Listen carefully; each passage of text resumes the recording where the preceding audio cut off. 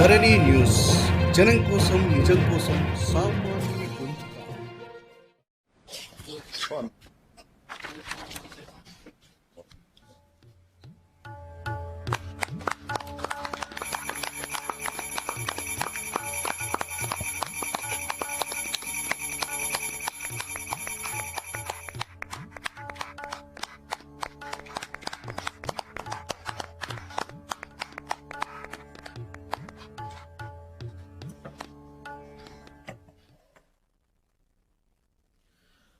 धन्यवाद परम आदरणीय प्रधानमंत्री जी।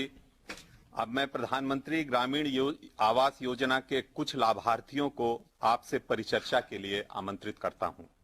सबसे पहले मैं श्रीमती अनीता कुकी देव वर्मा, जो धलाई जिले में रहती हैं, को आमंत्रित करता हूं। अनीता जी नमस्ते। नमस्ते सर। अनीता जी बताइए, पहले तो मैं आपके विषय में जानना चाहूंगा। आप क्या करती हैं, कहाँ रहती हैं, कैसे मुसीबतों में जीवन गुजारा करती हैं, ऐसा समझना चाहता हूं।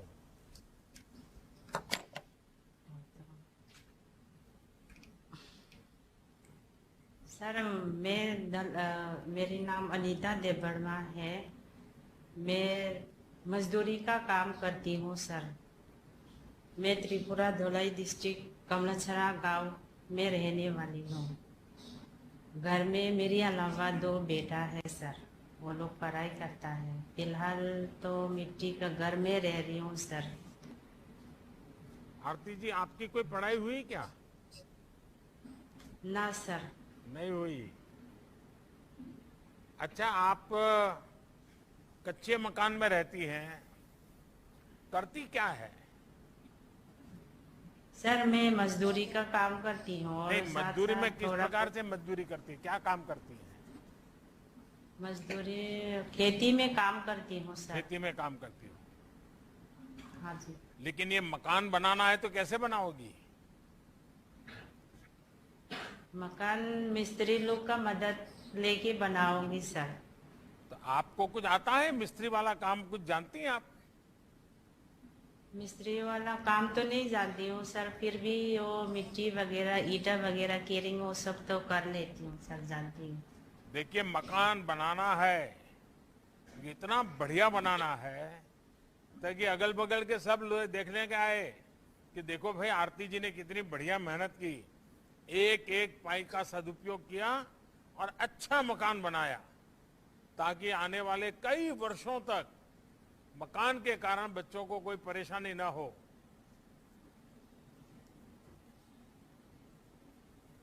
तो अब तो जल्द ही आपका पक्का घर बन जाएगा। आपका बहुत बड़ा सपना पूरा होगा। हाँ सर। जब औरों के घर बनते थे और आपके लिए मिट्टी का घर था, तो आपको क्या लगता था?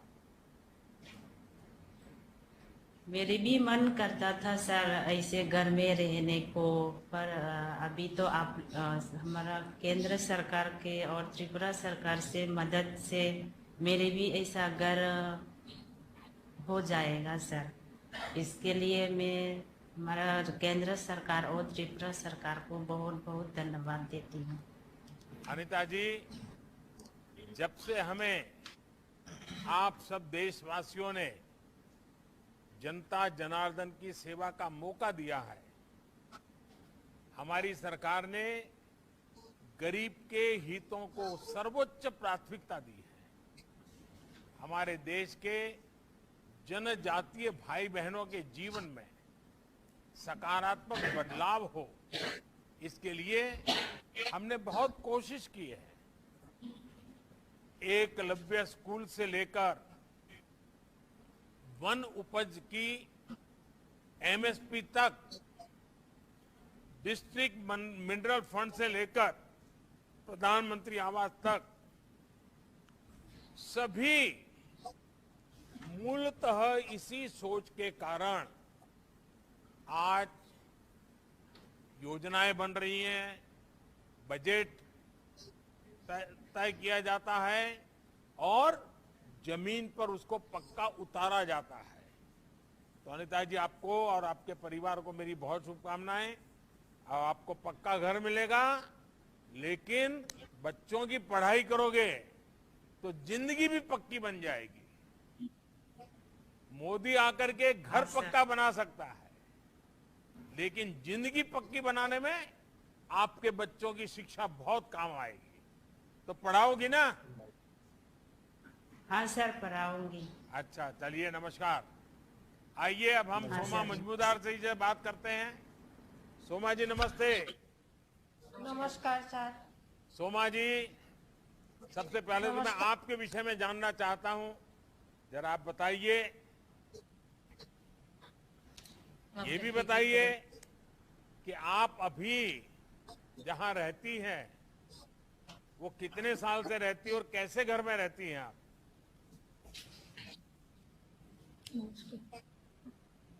আমাদের প্রধানমন্ত্রী আমাদের প্রধানমন্ত্রীজি আপনার থেকে জানতে চাইছে সমাজি যে আপনি কিভাবে আছেন, কেমন আছেন, আর এখন কিরকম ঘরে বাড়িতে থাকছেন, কত বছর ধরে থাকছেন ওখানে? নমস্কার মাননীয় প্রধানমন্ত্রীজি, আমার নাম সুমা মজুমদার দাস, শিকারিবাড়ি পূর্ব দুর্লভনারায়ণ পঞ্চায়েত, নলচর ব্লক, সিপাহীজলা, ত্রিপুরা বাসিন্দা। আমি এখন এমজি রেখার কাজ করি, 1000 টাকা ভাতা পাই। এইভাবে আমার সংসার চলে। এখন আমার ঘর মাটির দেওয়াল, টিনের ছাউনি। আমার পরিবারে দুজন, আমি আমার ছেলে। আমার স্বামী বিগত 8 বছর আগে মারা গেছেন। এখন আমার এই ইনকামে চলে, আর বাকিটুকু সময় একটু বাঁশ বেতের কাজ করি। नमस्ते। सोमा जी, आपने जो बोला मैं थोड़ा बहुत तो समझ गया, लेकिन मैं चाहूंगा कि देश के लोग आपको सुन रहे हैं, तो इसका हिंदी में मुझे बता दिया जाए। नमस्ते सर, मेरा नाम दीपाली पाल है। सुमा जी कह रही है कि ये शिकारीबाड़ी पूर्व दुर्लभ नारायण ग्राम पंचायत नौछराड़ी ब्लॉक सिपाहीजला में रहती है। उनका परिवार में ये और उनका बेटा रहते हैं। उनका पति 8 साल पहले गुजर गए हैं। ये रेगा के में काम करती है और उनको जो भाता मिलते हैं उनसे उनका परिवार का गुजारा होता है। ये जो काम करते हैं, बीच बीच में जब वक्त मिलते हैं दीदी बैम्बो का काम भी कर लेते हैं, हैंडीक्राफ्ट का। और दीदी का घर कच्चे मिट्टी से बने हुआ है, जो उनका छत है वो टीन से बना हुआ है। अच्छा सोमा जी, आपके बगल में जो बैठा है उनको जानती हो कौन है?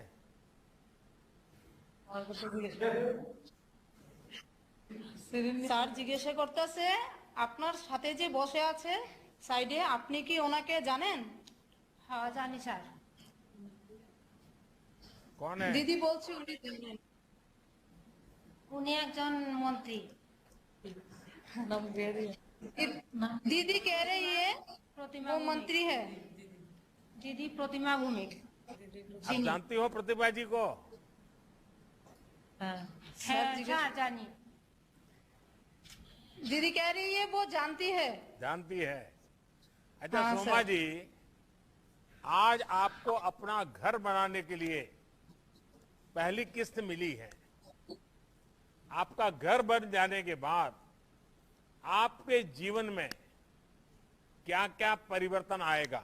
क्या आपने कभी सोचा था कि दिल्ली से मैं एक मोबाइल फोन पर जरा क्लिक करूंगा और आपके पास पैसा पहुंच जाएगा? कभी सोचा था? আমাদের আদরণীয় প্রধানমন্ত্রীজি জিজ্ঞেস করতেছেন যে আপনার ঘরের আজকে প্রথম কিস্তি পেয়েছেন। আপনি ঘর তৈরি হওয়ার পর কি কিরকম সুবিধা পাইবেন? আপনি কি কোনোদিন ভাবছেন যে প্রধানমন্ত্রীজি এক টিপের মাধ্যমে ফোনে যে আপনার অ্যাকাউন্টে টাকা পাঠিয়ে দেবে? অসংখ্য অসংখ্য ধন্যবাদ প্রধানমন্ত্রীজি আপনাকে। আমার অনেক দিনের স্বপ্ন ছিল যে আমি একটা পাকা বাড়ি বানাবা। এখন আমার স্বপ্ন পূরণ হতে চলেছে। আমার বৃষ্টি বর্ষাতে কোনো আর অসুবিধা হবে না। प्रधानमंत्री से टाका पाठाইছে এমনটা। सर सोमा जी कह रही है कि बहुत बहुत धन्यवाद आपको। उनका भी एक सपना था कि उनका एक पक्का घर हो, मिट्टी का घर था, तो उनको जो घर मिली है उनके लिए बहुत सपना पूर्ण हो गया और बहुत खुश है। तो उनको आगे कोई प्रॉब्लम नहीं होगा इस घर की वजह से बारिश में।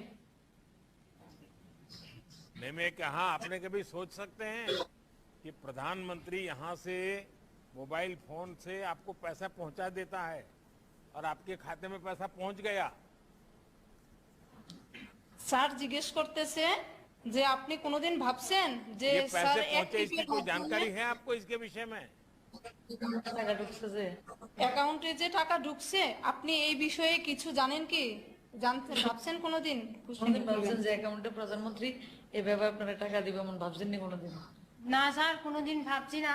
এখন আমি অনেক খুশি এই টাকা পাওয়াতে, ঘর পাওয়াতে। सर दीदी बोल रही है उन्होंने कभी सोचा नहीं था ऐसा होगा, अभी घर पाके और उनके अकाउंट में पैसा पहुंच गए, इस वजह से वो बहुत खुश है। क्या सोमा जी, ये जो पहली किस्त आपको पहुंची है और जैसे ही आप अपना मकान बनाना शुरू करोगी उसको आपको अगली किस्त भी मिलेगी और जैसे जैसे मकान बनता जाएगा हमारी तरफ से पैसा भी आता जाएगा। तो अब काम है, ये पैसा इधर उधर जाना नहीं चाहिए, इसी काम के लिए पैसा खर्च होना चाहिए, होगा ना? স্যার আপনাকে জিজ্ঞেস বলছে, স্যার যে ঘর পাওয়ার জন্য যে আপনি টাকাটা পেয়েছেন ঘরের জন্যই খরচ করতেন, যত দূর আপনি টাকাটা পেয়েছেন কিস্তি পাবেন, ঘর তৈরি করতে থাকবেন, কোনো অন্য দিকে যাতে টাকাটা খরচ না হয়। স্যার যে কথাটা কইছে ওইভাবেই তো করবেন ঘর। হ্যাঁ স্যার, আমি অন্য কোনো টাকা খরচ করবো না। আমি শুধু অন্য পথে টাকা খরচ করবো না স্যার, আমি শুধু ঘরের কাজে লাগাবো। सर दीदी बोल रही है कि ये घर के काम में ही पैसा खर्च करेंगे और इधर उधर पैसा खर्च नहीं करेंगे।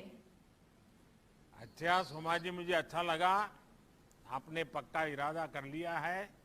मैं तो सभी त्रिपुरा वासियों से बात करता हूं, सोमा जी से चर्चा करता हूं, लेकिन सभी त्रिपुरा वासियों से कहता हूं पिछले 7 साल से हमारी कोशिश यही रही है कि हमारे देश के हर नागरिक को उसका हक बिना किसी परेशानी से मिलना चाहिए, कोई बिचौलिया नहीं।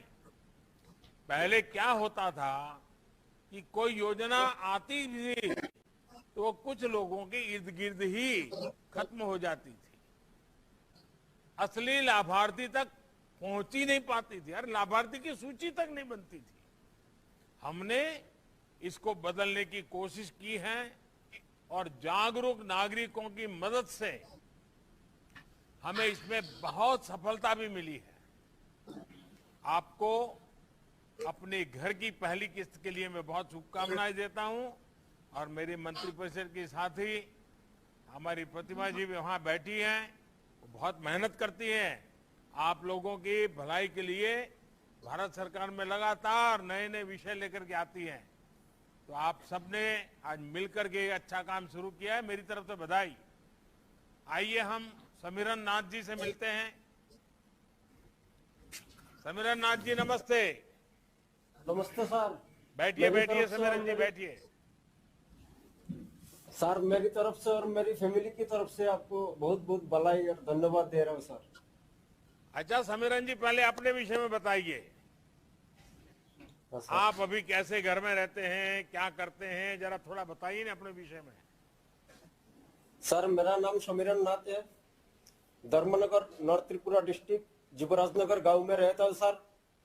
और हमारी कच्चा घर है सर, बेम्बा का वाल, टीना का चावनी है और मैं खेती बाड़ी में काम करता हूँ सर।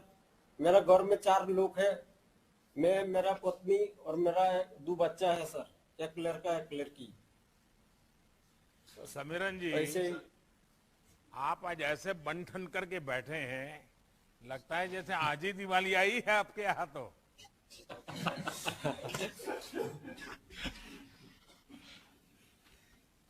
हाँ बोलिए समीरन जी। हाँ सर, बहुत खुश है सर। बहुत खुश है? हाँ सर, बहुत खुश है। वाह। अच्छा समीरन जी, आपको क्या ये पता है कि आज जो किस्त मिली है उसके अलावा हाँ, सर। नए घर में आपको और क्या क्या लाभ मिलने वाला है, पता है क्या? और मुझे पता है सर। हाँ बताइए। आज तो एक किस्ती मिलने वाला है और 2 किस्ती मिलेगा। फिर भी हमने सुना है सर, रेगा की तरफ से 95 डेज एक दिन 212 रुपया करके हिसाब करके लगभग 20,000 रुपया मिल सकता है, मिलेगा। और भी सुना है सर, अगर किसी को घर बनाने में तकलीफ होगा तो 70,000 रुपया लोन भी मिलेगा। आपके यहाँ घर के लिए सर्वे कैसे हुआ है और आपके नाम का चुनाव कैसे हुआ, आपको पसंद कैसे किया गया?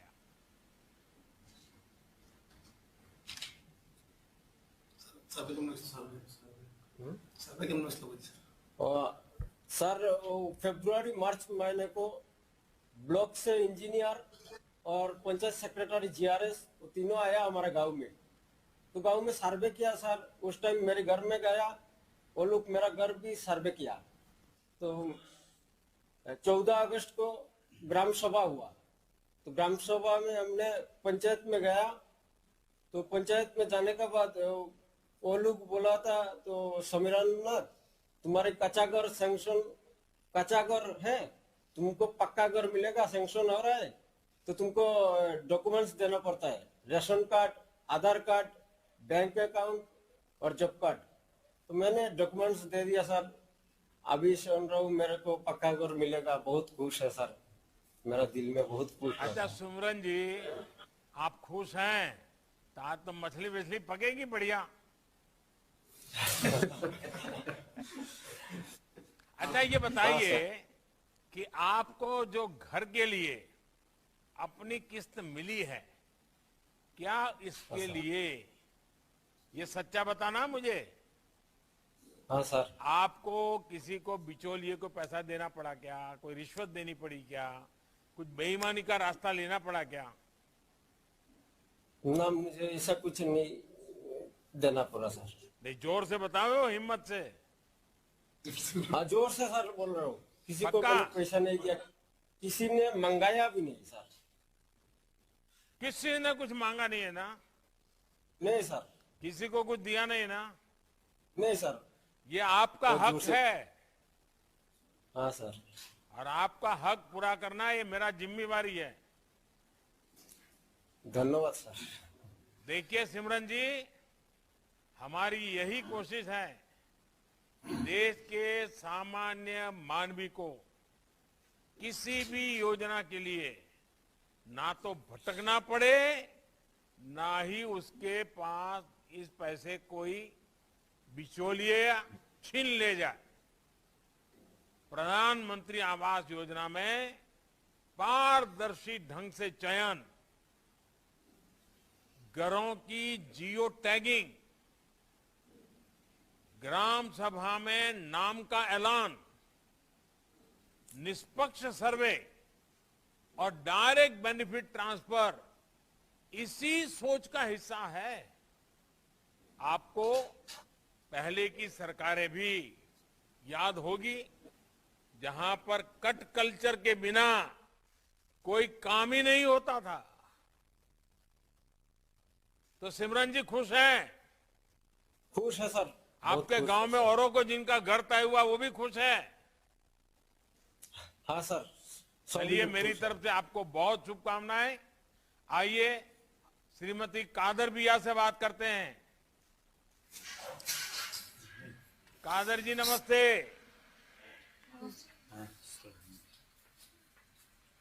अच्छा, आपको क्या ये पता है कि आपको प्रधानमंत्री आवास योजना की पहली किस्त में कुल कितना पैसा मिलने वाला है? आपको मालूम है? जो अभी मैंने रवाना कर दिया है, आपके खाते में पहुंच गए, आपको मालूम है कितना मिलने वाला है? আপনি কি জানেন যে আপনি ঘর বানানোর লেগা প্রথম কিস্তি কত টাকার পাইবেন? 40,000। नमस्ते सर। नमस्ते सर। कादिर भैया जी बता रही है कि उनको घर बनाने के लिए पहली किस्त 48,000 रुपए मिलेंगे। आपको मालूम है ना, देख लेना, जरा भी कुछ कम आया है तो बोल देना। আপনার যদি 48,000 থেকে কম টাকা আয়ে দিলে স্যারে জানাইতে কইছে। জানামু। दीदी बोल रही है कि वो आपको बताएंगे। अच्छा कादर जी, क्या कभी सोचा था कि सरकार आपका घर बनाने के लिए आपके बैंक खाते में पैसे दे देगी और आपको कहेगी कि आपको जैसा घर बनाना है ऐसा बनाओ, हम आपको पूरा घर बनते बनते पैसे देते जाएंगे। कभी सोचा था? আপনি কি কখনো ভাবছেন যে আপনি ঘর বানানোর লিগা সরকার আপনারে টাকা দিব?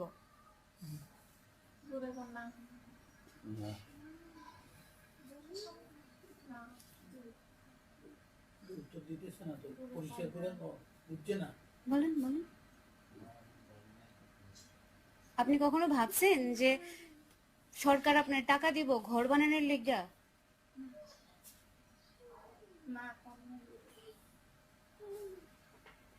তুই এক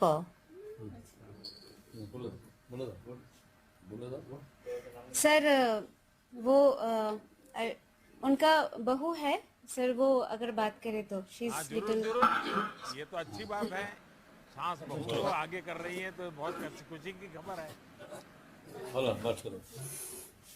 আপনি কখন ভাবছেন क्या যে नाम है बहू আপনার का? मेरा नाम सलमा खातून है। हाँ बताइए। আপনি কখনো ভাবছেন যে সরকার থেকে আপনার টাকা দেওয়া হইব ঘর বানানোর লিগা? না, কোনোদিন ভাবছি না এরকম সরকার টাকা দিব যে আমি এরকম ফাঁকা ঘর তুলতে পারবো। सर दीदी बता रही है कि उन्होंने कभी सोचा नहीं था कि उनको सरकार से पैसे मिलेगा अपना एक पक्का घर बनाने के लिए। देखिए, मुझे खुशी हुई आपके परिवार को। बच्चे का नाम क्या रखा है? আপনার বাচ্চার নাম কি? আবির আহমেদ। आबिर अहमद। वाह, देखिए मुझे विश्वास है कि पक्का घर आपके जीवन में अनेक खुशहाली भी लेकर के आएगा। आप जैसे साथी इस बात के साक्षी हैं कि कैसे हमारी सरकार बिना किसी भेदभाव, बिना किसी बिचौलिए, बिना किसी सिफारिश हर गरीब का भला कर रही है। हर वर्ग, हर व्यक्ति तक सरकारी योजनाओं का लाभ पहुंचाने का प्रयास कर रही है। और यही तो है, जैसे हमारे अभी मंत्री जी ने बताया, गिरिराज जी ने, कि सबका साथ, सबका विकास, सबको आवास। पहले हुए सर्वे में जब हमें पता चला कि बहुत से परिवार कुछ नियमों के कारण प्रधानमंत्री आवास योजना का लाभ नहीं ले पा रहे हैं, तो हमने सरकार की ये जो आदत होती है, उस आदत से बाहर निकलो भाई। मुझे तो नागरिकों की भलाई को सोचना है, उनकी मुसीबत दूर करनी है। तो हमने बदलाव भी किया और अच्छा है कि उसके कारण आज आपको ये घर नसीब हो रहा है। आपके मुख्यमंत्री जी विप्लव जी ने तेजी से इस पर काम किया और आप सभी को पहली किस्त आज मिल रही है। और इसलिए विप्लव जी को और उनकी पूरी टीम को मैं विशेष रूप से बधाई भी देता हूं। और अब आपको अंदाज आता होगा कि पहले की सरकारें, उनका काम करने का तरीका और हमारी सरकार में कितना बड़ा फर्क है।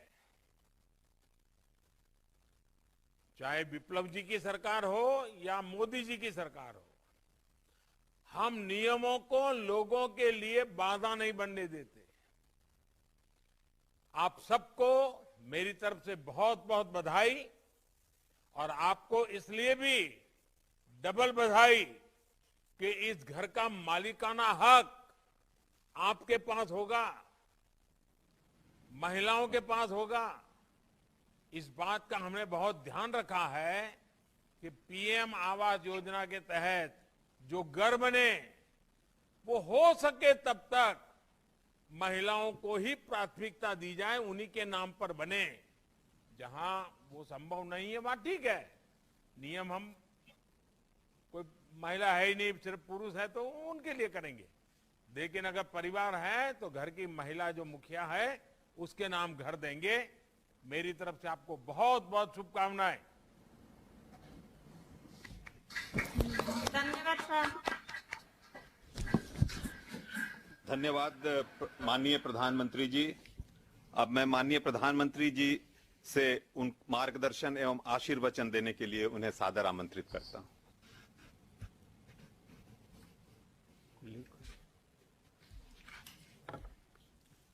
नमस्कार। खुलू माखा। जय मां त्रिपुर सुंदरी। कार्यक्रम में हमारे साथ जुड़ रहे त्रिपुरा के मुख्यमंत्री श्रीमान विप्लव देव जी, केंद्रीय मंत्रिमंडल में मेरे सहयोगी श्रीमान गिरिराज सिंह जी, श्रीमती प्रतिभा भौमिक जी, त्रिपुरा के उप मुख्यमंत्री श्री जिष्णुदेव वर्मा जी, सभी सांसदगण, विधायकगण और स्थानीय निकायों के साथ पंचायतों के सदस्य और त्रिपुरा के मेरे उत्साही, परिश्रमी सभी मेरे प्यारे भाई बहनों, मेरे नौजवान साथियों, त्रिपुरा के साथियों से बात करके मेरा विश्वास और बढ़ गया है। आज जिन जिन लोगों से मुझे बात करने का मौका मिला, अच्छा लगा। विकास की ये चमक, अपने घर और सम्मानपूर्ण जीवन का ये आत्मविश्वास त्रिपुरा को और समूचे पूर्वोत्तर को बहुत ऊंचाइयों तक ले जाएगा। नई सोच के साथ आगे बढ़ता त्रिपुरा आने वाले दिनों में कैसा होगा, इसका अंदाजा भी हम लगा सकते हैं। साथियों, हमारे जीवन में कोई बड़ा बदलाव आए, कोई बड़ी सफलता मिले, इससे हमें स्वाभाविक रूप से उत्साह, उमंग, एक नई ऊर्जा मिल जाती है। लेकिन ये सफलता उम्मीद की नई किरण अगर लंबे इंतजार के बाद प्रकट हो, जिंदगी भर अंधेरा ही अंधेरा, अंधेरा ही अंधेरा, और उसमें एक किरण नजर आ जाए तो उसकी चमक कई गुना ज्यादा होती है। जब से विप्लव देव जी की सरकार बनी है, जब से दिल्ली में हमें और विप्लव जी को साथ में काम करने का मौका मिला है, लगातार ये चमक बढ़ती चली जा रही है। आज हमारा त्रिपुरा और समूचा पूर्वोत्तर ऐसे ही बदलाव का साक्षी बन रहा है। आज प्रधानमंत्री आवास योजना के तहत दी गई पहली किस्त ने त्रिपुरा के सपनों को भी नया हौसला दिया है। मैं पहली किस्त का लाभ पाने वाले करीब करीब 1.5 लाख परिवारों को, सभी त्रिपुरा वासियों को हृदय से बधाई देता हूं। मैं मुख्यमंत्री विप्लव देव जी और उनकी सरकार का भी अभिनंदन करता हूं। तो उन्होंने इतने कम समय में सरकारी कल्चर को, पुराने काम करने के ढंग को, पुराने रवैये को बदला है। जिस युवा जोश के साथ विप्लव देव जी की काम कर रहे हैं, वही युवा जोश, वही ऊर्जा पूरे त्रिपुरा में दिखाई दे रही है। साथियों, मुझे याद है 4-5 साल पहले तक लोग कहते थे कि त्रिपुरा में दशकों से एक ही सिस्टम चल रहा है, यहां बदलाव संभव ही नहीं है। लेकिन जब त्रिपुरा ने बदलाव करने की ठानी तो त्रिपुरा का विकास रोकने वाली पुरानी सोच को पूरी तरह बदल डाला। अब त्रिपुरा को गरीब बनाए रखने वाली, त्रिपुरा के लोगों को सुख सुविधाओं से दूर रखने वाली उस सोच की त्रिपुरा में कोई जगह नहीं है। अब यहां डबल इंजन की सरकार पूरी ताकत से, पूरी ईमानदारी से राज्य के विकास में जुटी है। अब अगरतला और दिल्ली दोनों एक साथ मिलकर त्रिपुरा के विकास के लिए नीतियां बनाते हैं, मेहनत करते हैं और परिणाम लेकर आते हैं। आप देखिए, बीते 4 वर्षों में त्रिपुरा के गांवों में करीब 50,000 परिवारों को पीएम आवास योजना के तहत पक्के घर बनाकर दिए जा चुके हैं। अब करीब 1,60,000 नए घरों की स्वीकृति दी गई है। एक साथ, एक ही बार में जो घर स्वीकृत हुए उनमें से करीब 1.5 लाख परिवारों को आज पहली किस्त भी जारी हो गई है, और वो भी एक साथ, एक ही बार में, एक बटन दबा करके। त्रिपुरा का ये मिजाज, त्रिपुरा की ये स्पीड कोरोना के खिलाफ हमारी लड़ाई में भी देखने को मिली। 45 साल से ऊपर की उम्र के लोगों में पूरा 100% वैक्सीनेशन करने का रिकॉर्ड सबसे पहले त्रिपुरा ने ही बनाया था। और अब त्रिपुरा 18 साल से ऊपर की पूरी आबादी के भी 100% टीकाकरण के करीब है। साथियों, पहले देश के उत्तरी और पश्चिमी हिस्सों से हमारी नदियां तो पूरब आती थी, लेकिन विकास की गंगा यहां पहुंचने से पहले ही सिमट जाती थी। देश के समग्र विकास को टुकड़ों में देखा जाता था, सियासी चश्मे से देखा जाता था। इसलिए हमारा पूर्वोत्तर खुद को उपेक्षित महसूस करता था। लेकिन आज देश के विकास को एक भारत श्रेष्ठ भारत की भावना से देखा जाना चाहिए। विकास को अब देश की एकता, अखंडितता का पर्याय माना जाता है। पहले नीतियां दिल्ली के बंद कमरों में बनती थी और पूर्वोत्तर को उनमें फिट करने की नाकाम कोशिश होती थी। जमीन से ये कटाव ही अलगाव को जन्म देता है। इसलिए पिछले 7 सालों में देश ने एक नई सोच, नई अप्रोच तय की है। अब दिल्ली के हिसाब से ही नहीं, बल्कि यहां की जरूरतों के हिसाब से नीतियां बनती है। प्रधानमंत्री आवास योजना को ही लीजिए, पक्के मकान को लेकर कुछ नियम त्रिपुरा के लाखों परिवारों के सामने बाधा बन रहे थे, लेकिन सरकार ने त्रिपुरा की भौगोलिक परिस्थितियों को समझा, उसके हिसाब से नियम बदले,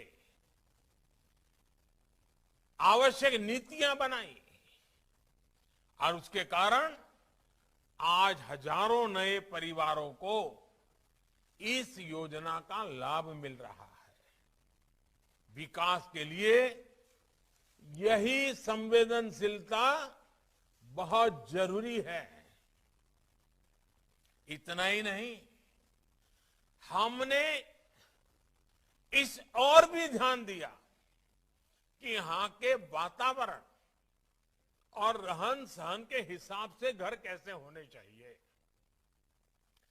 हमने घरों का साइज भी बढ़ाया और उन्हें नई सुविधाओं से भी जोड़ा। साथियों, पीएम आवास योजना की जो एक बहुत बड़ी ताकत है, उसके बारे में मैं देश को बार बार बताता हूं। और जिस स्थान को त्रिपुर सुंदरी का विशेष आशीर्वाद मिला हो, वहां तो मैं इस बात का जिक्र जरूर करूंगा।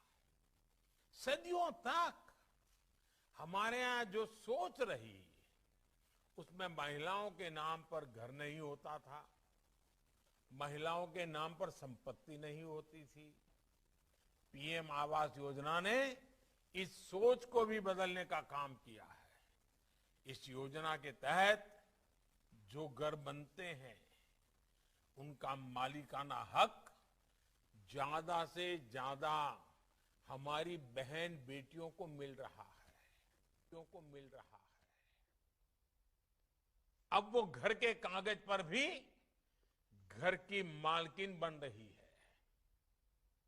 इतना ही नहीं, पीएम आवास योजना से मिले घरों में जो गैस का कनेक्शन मिल रहा है, बिजली कनेक्शन मिल रहा है, पानी कनेक्शन मिल रहा है, उन सब का लाभ भी हमारी माताओं को, हमारी बहनों को, हमारी बेटियों को ही सबसे ज्यादा हो रहा है। साथियों, भारत के विकास में आत्मविश्वास से भरी हुई भारत की महिला शक्ति भारत को आगे बढ़ाने में एक बहुत बड़ा योगदान है। इस महिला शक्ति का बहुत बड़ा प्रतीक हमारे महिला सेल्फ हेल्प ग्रुप भी है। हमने सेल्फ हेल्प ग्रुप में काम करने वाली बहनों को जनधन खातों के माध्यम से बैंकिंग सिस्टम से जोड़ा है। उन्हें बिना गारंटी ऋण में भी काफी बढ़ोतरी की गई है। हर सेल्फ हेल्प ग्रुप को पहले जहां 10 लाख रुपए तक का बिना गारंटी का ऋण मिलता था, अब ये राशि बढ़ाकर 2 गुनी यानी 20 लाख कर दी गई है। मुझे खुशी है कि त्रिपुरा सरकार की भी महिलाओं को सशक्त करने में पूरी शक्ति से काम करने की उनकी नीतियां रही है। यहां पहले जो सरकार थी, विप्लव देव जी के आने के पहले की बात कर रहा हूं, उसके 5 साल में त्रिपुरा में सिर्फ 4000 महिला सेल्फ हेल्प ग्रुप बने थे, जबकि यहां 2018 में डबल इंजन की सरकार बनने के बाद 26,000 से ज्यादा नए महिला सेल्फ हेल्प ग्रुप बने हैं। इनसे जो महिलाएं जुड़ी हैं, एग्रीकल्चर प्रोडक्ट्स बना रही हैं, बैम्बू से जुड़े प्रोडक्ट बना रही हैं, हथकरघा के काम में जुटी है। त्रिपुरा सरकार इन्हें आर्थिक मदद दे रही है, इन्हें निरंतर सशक्त कर रही है। साथियों, कैसे कम समय में बड़े बदलाव हो सकते हैं, सीमित समय में नई व्यवस्थाएं खड़ी की जा सकती हैं। आज मैं त्रिपुरा को बधाई देता हूं कि त्रिपुरा ने करके दिखाया है। पहले यहां कमीशन और करप्शन के बिना बात ही नहीं होती थी, लेकिन आज सरकारी योजनाओं का लाभ डायरेक्ट बेनिफिट ट्रांसफर डीबीटी के जरिए सीधे आपके बैंक खातों में पहुंच रहा है। पहले अपने एक एक काम के लिए सामान्य मानवी को सरकारी दफ्तरों के चक्कर लगाने पड़ते थे, लेकिन अब तमाम सेवा और सुविधाएं देने के लिए सरकार खुद आपके पास आती है। पहले सरकारी कर्मचारी समय पर सैलरी मिल जाए इसके लिए परेशान रहते थे, अब उन्हें 7वें वेतन आयोग का लाभ मिल रहा है। पहले यहां किसानों को अपनी फसल बेचने के लिए परेशान होना पड़ता था, लेकिन अब त्रिपुरा में पहली बार किसानों से एमएसपी पर फसल की खरीदी की गई है।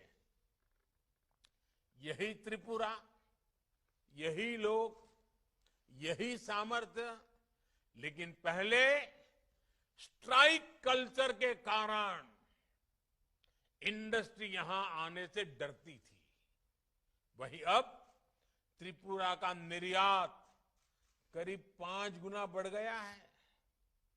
साथियों, त्रिपुरा में डबल इंजन की सरकार से जिन्हें लाभ हो रहा है, उनमें से अधिकांश गरीब, दलित, पिछड़े और विशेषकर हमारे आदिवासी समाज के भाई बहन हैं।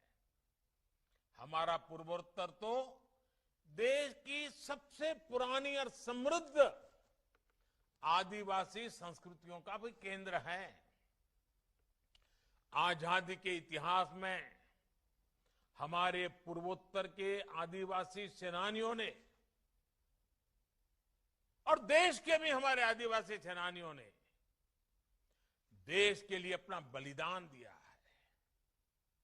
इस परंपरा को सम्मान देने के लिए, इस विरासत को आगे बढ़ाने के लिए देश लगातार काम कर रहा है। इसी कड़ी में आजादी के अमृत महोत्सव के दौरान देश ने एक बहुत बड़ा फैसला लिया है। देश अब 15 नवंबर को 15 नवंबर को हर साल भगवान बिरसा मुंडा की जन्म जयंती को जनजातीय गौरव दिवस के रूप में मनाया जाएगा। यानी कल जो 15 नवंबर आ रही है, कल का दिन पूरे हिंदुस्तान के हर कोने में जनजातीय गौरव दिवस के रूप में मनाया जाएगा और हमेशा के लिए ये जनजातीय गौरव दिवस होगा। ये दिन केवल हमारी आदिवासी विरासत को नमन करने का दिन होगा, बल्कि एक समृद्ध समाज के लिए देश के संकल्प का प्रतीक भी बनेगा। और जब जनजातीय गौरव दिवस की मैं बात करता हूं, जैसे आजादी के पूरे आंदोलन में 15 अगस्त का एक विशेष मूल्य है, जैसे लोकतांत्रिक मूल्यों की हमारी परिपाटी में 26 जनवरी का एक विशेष मूल्य है, जैसे हमारी सांस्कृतिक परंपराओं में राम जन्मभूमि का राम नवमी का महत्व है, जैसे हमारे जीवन में कृष्णाष्टमी का महत्व है, वैसे ही 2 अक्टूबर महात्मा गांधी की जयंती अहिंसा दिवस के रूप में स्थान है। जैसे 31 अक्टूबर सरदार वल्लभ भाई पटेल उनकी जन्म जयंती देश की एकता के संदेश के साथ जुड़ी हुई। वैसे ही अब 15 नवंबर हमारा देश जनजातीय गौरव दिवस के रूप में मनाएगा और देश की जनजातियों ने देश के विकास के लिए, देश की समृद्धि के लिए जो कुछ भी किया है, जो भी करना चाहते हैं, इन सबको उमंग के साथ आगे बढ़ा जाएगा। साथियों, आजादी का अमृत महोत्सव, देश का ये महोत्सव पूर्वोत्तर के रंगों और यहां की संस्कृति के बिना पूरा नहीं हो सकता। इसलिए 2047 में जब देश की आजादी के 100 साल होंगे, 2047 में आजादी के 100 साल पूरे होने पर देश जिन ऊंचाइयों को हासिल करेगा, उसका नेतृत्व, उसमें बहुत बड़ा योगदान ये मेरा पूर्वोत्तर को करना है। आज पूर्वोत्तर में विकास को हर दिशा में, हर आयाम में गति दी जा रही है। यहां प्रकृति और पर्यटन से जुड़ी इतनी अपार संभावनाएं हैं। दक्षिण एशिया से भारत को जोड़ने के रास्ते हैं। व्यापार के अपार अवसर है। ये सब संभावनाएं साकार तक होगी जब जहां आधुनिक इंफ्रास्ट्रक्चर होगा, बेहतर कनेक्टिविटी होगी। पिछले दशकों में इस दिशा में जो कमी रह गई, उसे आज तेजी से पूरा किया जा रहा है। आज पूर्वोत्तर में रेल कनेक्टिविटी बन रही है, नए रेल मार्ग बन रहे हैं। इसी तरह जिन इलाकों को पहले दुर्गम समझकर छोड़ दिया जाता था, वहां नए नए हाईवेज बन रहे हैं, चौड़ी सड़कें बन रही हैं, पुल बनाए जा रहे हैं। यहां त्रिपुरा में भी नई रेल लाइनों के लिए, नए नेशनल हाईवेज के लिए काफी काम हुआ है। ये आधुनिक इंफ्रास्ट्रक्चर आने वाले सालों में पूर्वोत्तर की पहचान को, यहां की प्रगति को नए सिरे से गढ़ेगा। मुझे पूरा भरोसा है कि हमारे ये संकल्प, पूर्वोत्तर में आ रहे ये बदलाव निकट भविष्य में देश को एक नई ऊंचाई पर लेकर जाएंगे। फिर एक बार इतने बड़े महत्वपूर्ण काम, छोटे से राज्य में इतनी बड़ी महत्वपूर्ण छलांग मुझे भी गर्व देती है, आनंद देती है। आप सब लाभार्थियों को, त्रिपुरा के नागरिकों को, पूर्वोत्तर के सभी मेरे प्यारे भाइयों बहनों को अनेक अनेक शुभकामनाएं देता हूं। आप सबको हृदय से बहुत बहुत बधाई देता हूं। बहुत बहुत धन्यवाद।